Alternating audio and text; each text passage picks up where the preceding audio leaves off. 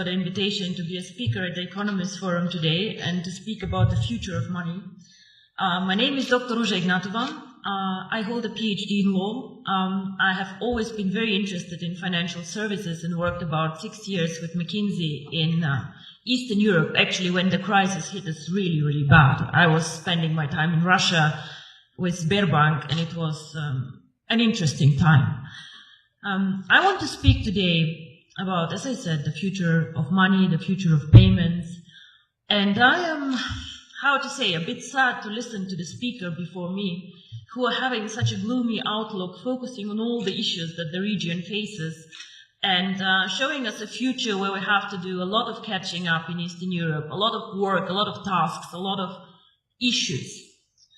So I would like to take a bit of a different approach. I would like to show people that Eastern Europe can innovate, that Eastern Europe can bring growth, that we are not just a follower country catching up, but actually that we also can show the world that we can do a lot.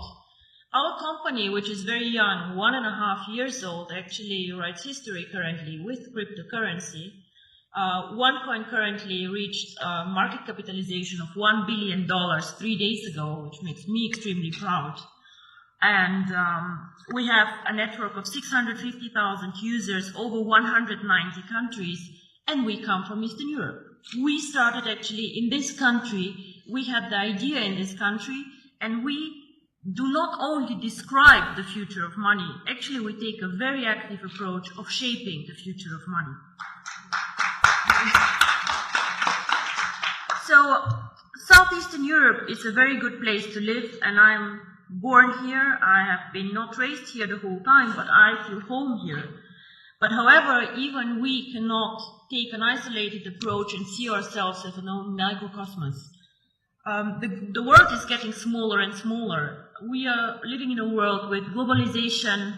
Technology is developing at a speed that makes me dizzy sometimes, seeing what happens around us. And all the innovative companies like Facebook, Google, Apple, all of them, unfortunately, are either not even coming from Europe, or like we are just a follower and just saving all our money in Eastern Europe, which is a lot of money for us to go and to buy the newest iPhone outside. So with globalization, the world becomes much smaller, much more transparent, and the needs of consumer and of companies actually change a lot. We have a lot more needs for cross-border transactions. Even as a simple customer, I have to do a lot of shopping, a lot of things outside my country. So, of course, this is a need that we need and we have to address with a company. So, what is the future of money? In my opinion, the future of money, or a big part of the future of money, will be outside the banking system as we know it today. Traditional businesses either will change or new entrants will come in the market. One of the most spectacular entrants that I've been following now for about 5 years is Bitcoin. Now, Bitcoin is a cryptocurrency, the first cryptocurrency, the biggest cryptocurrency currently. And these people who created Bitcoin, nobody officially knows who they are, have my fullest respect for the innovation, disruption, and value creation that they actually did to the financial market. Of course, wherever there's value creation, speculators come, and a lot of turmoil can happen, but these people created something new and something really exciting. Bitcoin and the blockchain technology, which makes financial services independent from governments, independent from regulators even, and independent from banks as we know them, already starts changing the world we live in. However, Bitcoin until now and the more sophisticated cryptocurrencies have been a payment system, an investment system for the either very sophisticated people out there with a very, very solid IT background, for the smart ones, or for the elite who has a lot of money and diversifies their portfolio with a new exotic investment like Bitcoins.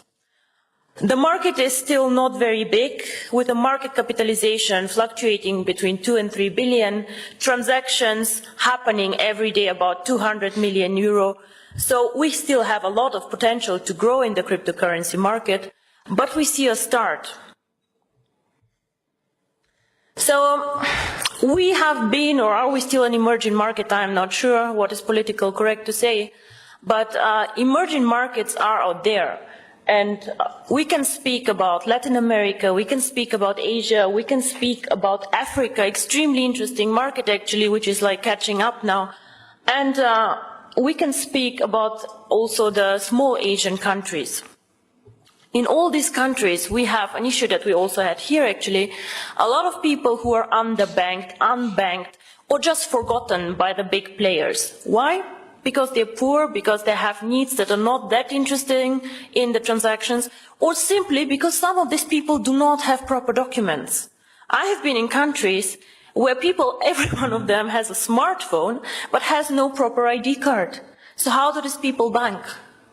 I have been in Singapore and seeing Indian people working very, very hard to support families in India. How do these people send money to their families and to their loved ones? Remittance business in Dubai, all the Filipinos working there and pushing economy. What do these people do? What they do is they either go to a bank to do foreign exchange, they go to a Western Union outlet, and they pay high fees. Because why? We as a financial sector charge always most the ones who are the poorest, who are like the ones with the needs that nobody else can serve. If you're an affluent customer, if you have a lot of money, the banks will fight for you. They'll give you cards for free. They'll do their best to make you happy. But the people out there, the mass customers, the ones who actually change the world, the ones who are working for economy, these people are underserved, underbanked, and I believe that cryptocurrency can change their life. And not only me, actually, I think Bill Gates believed the same and said that cryptocurrency can make a huge difference for emerging markets. So, what is really the future of money? I believe that if cryptocurrency is spread out there to the mass market, to people who can be made understand cryptocurrency, and as you say, cryptocurrency sounds very, very complicated, hidden, complex. Can I do it? If we manage to make cryptocurrency actually accessible to people out there who are smart enough to understand the smartphone, who are smart enough to move and to work in an Asian country, if we make it simple, we can become actually the next mass phenomenon, like Google, like Facebook, become a network of active users. Until now, cryptocurrency did not make the leap, in my opinion, because it is not user-friendly, because it's not easy to use for the mass market, and because people perceive it as very difficult. So the person or the company who makes it actually to make cryptocurrency easy to use, accessible in the markets that need it, and this is not the US, gentlemen, this is the emerging markets where people want to work with it, to use it. If we make cryptocurrency not only a tool for speculators and investors to make quick money, but make it usable, if we work on KYC, on documentation, on making it transparent and bringing cryptocurrency to the traditional world, with the regulators, by the way, the US actually government, 4 weeks ago they said that cryptocurrency is actually in a status equal to commodities. So it means that actually cryptocurrency can be treated like virtual gold. Commodities is gold, is silver, platinum, and apparently bitcoins. So the future of money can be searched, I think, outside the banking system because we are still more flexible. We do not fight the issues that the banks have, and because we think that the next big thing is based on technology, on the internet, and on the network phenomenon that we see in all these big companies out there. I think if we manage to provide a consistent strategy, a case to use the currency, and an easy access, which is aligned with the regulators out there, transparent, safe, cryptocurrency can actually be one of the preferred methods of payment, and not only bank transfers, card transfers, and all the traditional ways that we deal money with. My future, or my vision actually, is the one card, making cryptocurrency one currency like the euro, like the dollars, that you just can go and spend with your card, which can be a Visa, MasterCard, China Union Pay, whatever. Make it a real currency that people just can go and spend out there. I have done my job whenever all of you can go with their card and just spend Onecoins for a dinner. This is when cryptocurrency actually became real for me. And I'm very, very curious how the next 2 to 3 years will work out for all of us. And I hope I'm right, that the future is with technology and with us. Thank you very much.